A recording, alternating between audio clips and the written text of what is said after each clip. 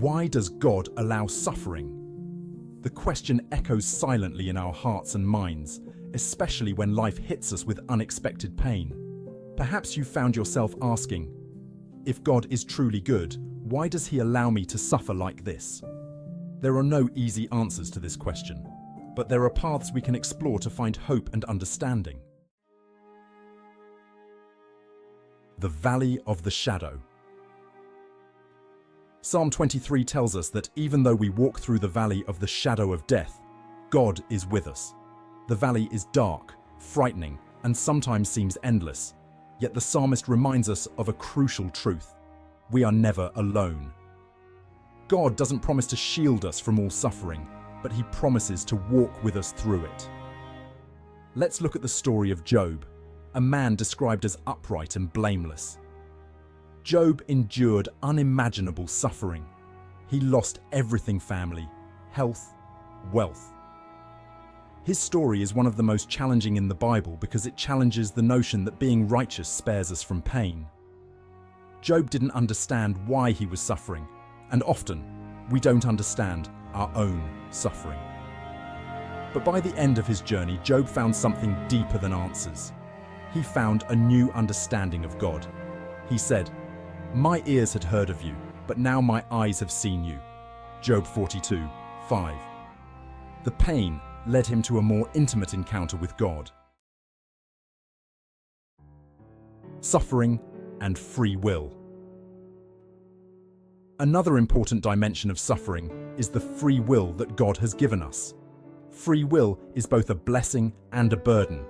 It allows us to love truly, but it also gives us the capacity to cause pain to ourselves and others. God created us with the freedom to choose, and unfortunately, this freedom can lead to suffering. However, without this freedom, our love for God and for others would not be genuine. We see this dynamic in the story of Joseph, who was sold into slavery by his own brothers. He spent years in prison, suffering for something he didn't cause. And yet, in the end, he recognized that God was present all along, using what was intended for evil to bring about good. "You intended to harm me, but God intended it for good." Genesis 50:20. Human freedom led to Joseph's suffering, but God's sovereignty transformed that suffering into salvation. God's presence in suffering. In moments of pain, it's common to feel that God is distant. We might even wonder if he cares. However, the Bible repeatedly shows us that God is with us in our darkest moments.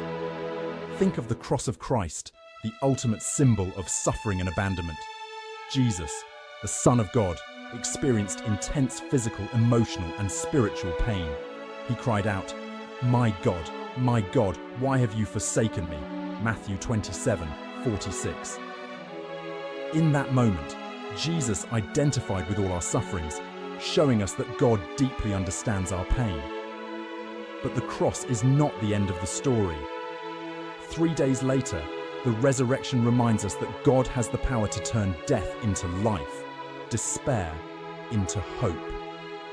This doesn't mean that all suffering will be resolved in this life, but it assures us that God is capable of redeeming any situation, no matter how dark it seems. Suffering, as painful as it is, can lead us to profound spiritual growth. Think of a tree that, during times of drought, grows its roots deeper in search of water. Similarly, suffering can make us deepen our roots in God, seeking in him the strength and sustenance we need to survive. Paul, in his letters, often speaks about how his own difficulties led him to a greater dependence on God. He writes, "That is why, for Christ's sake, I delight in weaknesses, in insults, in hardships, in persecutions, in difficulties. For when I am weak, then I am strong." 2 Corinthians 12:10. Paul learned that God's power is made perfect in weakness. The pain he experienced made him rely less on himself and more on God's grace. The community of faith as support. During times of suffering, The Christian community can be a vital support.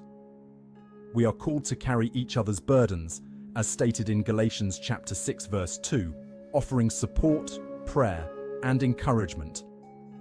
In the midst of pain, the church becomes a place where tears are shared, where suffering is divided, and where hope is renewed. One of the beauties of the body of Christ is that it is composed of individuals who, like Job and Paul, have gone through their own struggles. These living testimonies of faith in the midst of suffering remind us that we are not alone in our pain, and that through Christ we can find strength and purpose even in the most difficult situations. Hope and redemption. Finally, it's important to remember that suffering in this life is not the end of the story. The Bible promises us a future where He will wipe every tear from their eyes. There will be no more death or mourning or crying or pain, for the old order of things has passed away, as written in Revelation chapter 21, verse 4. This promise gives us hope, a hope that sustains us through the trials of this life, knowing that God has a greater plan where all suffering will be redeemed. Conclusion. Why does God allow suffering?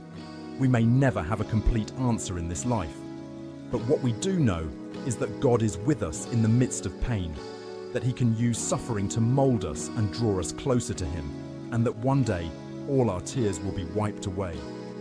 Until then, we continue to trust in His goodness, even when we don't understand His ways.